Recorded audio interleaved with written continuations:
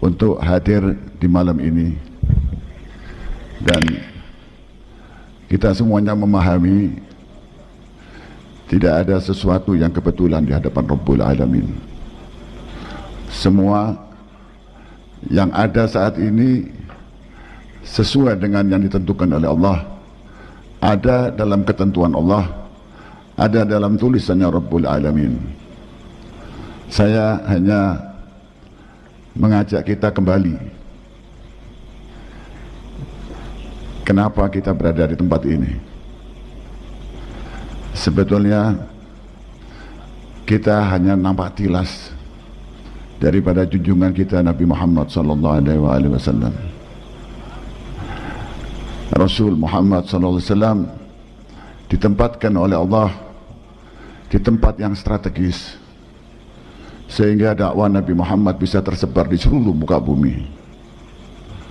Dan Indonesia ini adalah salah satu daripada dakwah Nabi Muhammad SAW yang mengalir melalui para dzurriyyatir Rasul, melalui keturunan para sahabat-sahabatnya Nabi Muhammad, yang mengalir melalui para ulama-ulama, dan semuanya sampailah kita di tempat ini bukan sembarangan, tetapi adalah berdasarkan pemahaman datangnya Islam di negara ini adalah ijtihad, petunjuk dari orang-orang soleh yang mereka memohon petunjuk dari Allah. Kita masuk ke tempat ini setelah tanahnya subur, disuburkan oleh para wali-wali yang datang lebih dahulu. Kita diingatkan untuk menyebar di seluruh penjuru dunia, di Afrika Utara, di Afrika Timur, di Asia Tenggara, di Asia Selatan, dan di seluruh tempat mengalir darah daripada Rasul Muhammad SAW, membawa akhlak Nabi Muhammad SAW.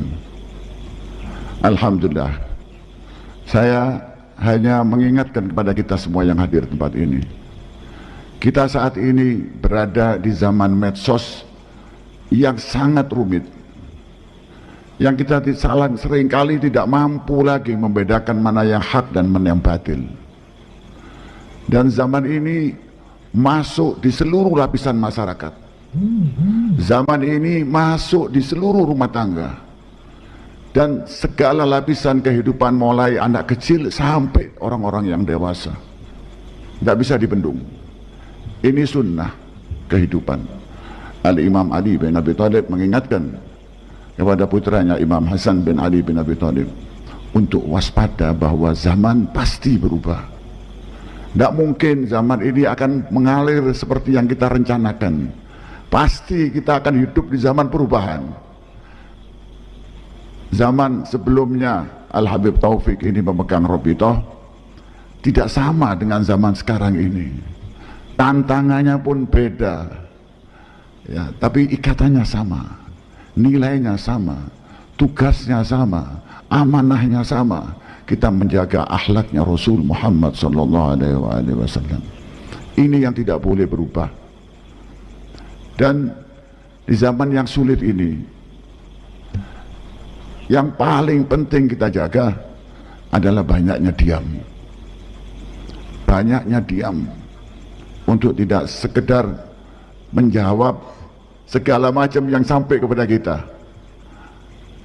Kita kembalikan kepada caranya Nabi Muhammad SAW, senyumannya Rasulullah SAW, kelembutannya Nabi Muhammad, akhlaknya Rasulullah, bagaimana silaturahimnya Rasulullah, bagaimana tolong tangannya karimnya Muhammad SAW.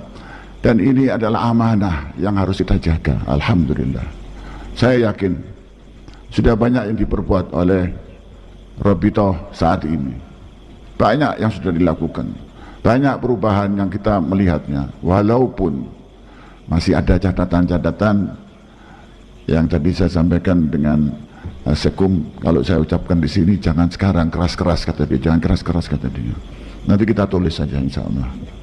Tapi ini amanah sudah dijalankan dengan baik, kita apresiasi apa yang dijalankan oleh Al-Habib Taufik dengan DPP-nya, dengan keluarganya, keturunannya semuanya. Saya mengingatkan kepada semua yang hadir ini, yang kedua, itu yang pertama saya ingatkan. Yang kedua, bahwa Rabithah Alawiyah ini tidak bisa berdiri sendiri. Kita merupakan bagian daripada umat. Tadi sudah disampaikan, kita merupakan bagian daripada umat. Ya, kita harus menjalin silaturahmi dengan seluruh ormas-ormas yang ada di muka Indonesia ini. Dan kita merupakan bagian yang tidak terpisahkan daripada NKRI ini. Apapun yang dilakukan oleh Rabithah Alawiyah, ujungnya, muaranya adalah perbaikan daripada akhlak umat Nabi Muhammad khususnya, dan umat nasional Indonesia, NKRI, bangsa Indonesia semuanya ini. Saya tidak akan menggurui terlalu banyak Habib Taufik, karena antum lebih tahu. Kita hanya membantu apa yang bisa kita lakukan surah ini untuk memudahkan, untuk mengingatkan, untuk menjaga amanah yang diberikan oleh Muktamar. Dan mudah-mudahan apa yang kita lihat hari ini amat menggembirakan kita, dan mudah-mudahan Mukernas ini akan bisa mengevaluasi, mengkoreksi, memperbaiki apa yang belum, dan kita melihat ke depan bagaimana kita menyiapkan Rabithah Alawiyah ini sesuai dengan yang diharapkan oleh Muktamar. Saya memohon kepada Allah, dan kita pasti semuanya yang hadir ini akan memohon kepada Allah, dan kita tidak pernah putus memohon kepada Allah untuk mendapatkan petunjuk hidayah, menjaga kebaikan, menjaga akhlak Nabi Muhammad SAW. Dan sebagai penutupnya, saya mohon kepada Allah, mudah-mudahan kita diberikan umur yang panjang oleh Allah, dimudahkan amalan-amalan kita, kemudian kita diingatkan oleh Allah untuk selalu mendekat kepada Allah. Rabbana dhalamna anfusana wa illam taghfir lana wa tarhamna lanakunanna minal khasirin. Rabbana hab lana min azwajina wa dhurriyyatina qurrata a'yun waj'alna lil muttaqina imama.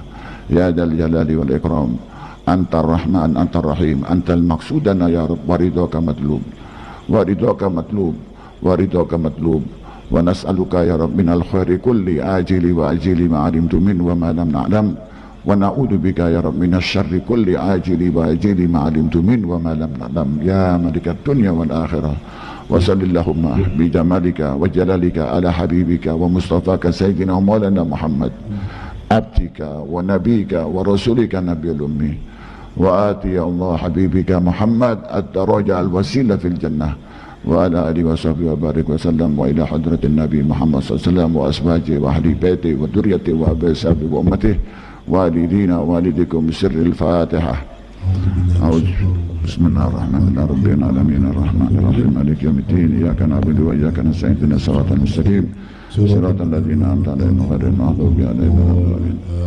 Saya mohon maaf kalau ada hal-hal yang tidak sesuai yang diharapkan oleh peserta Mukernas, tapi insyaallah akan menjadi amanah untuk kita semua menjalankannya. Assalamualaikum warahmatullahi wabarakatuh. Waalaikumsalam warahmatullahi wabarakatuh. Waalaikumsalam warahmatullahi wabarakatuh.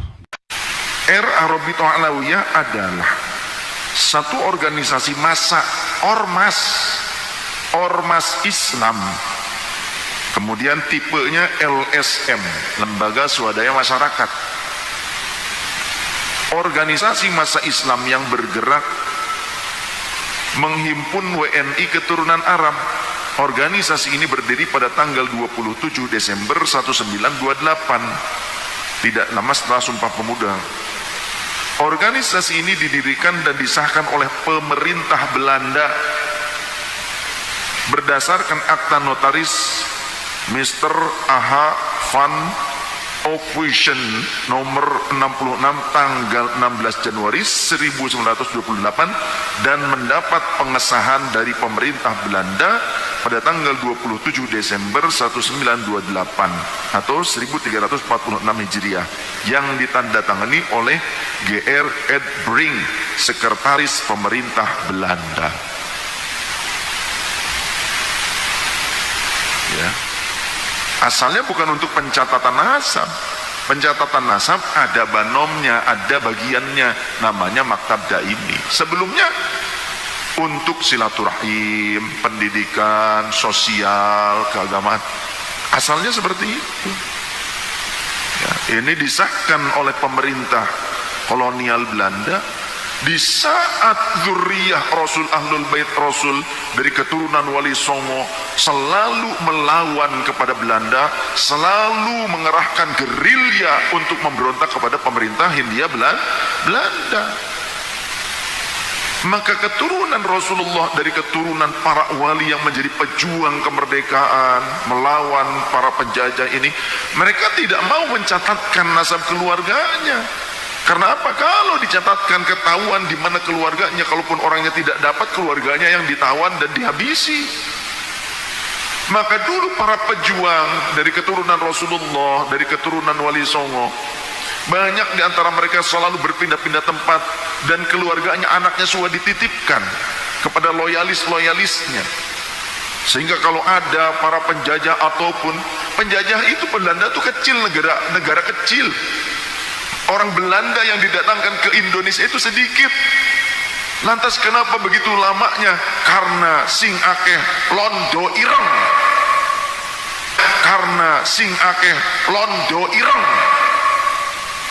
Londo ireng. Yang banyak itu pengkhianat.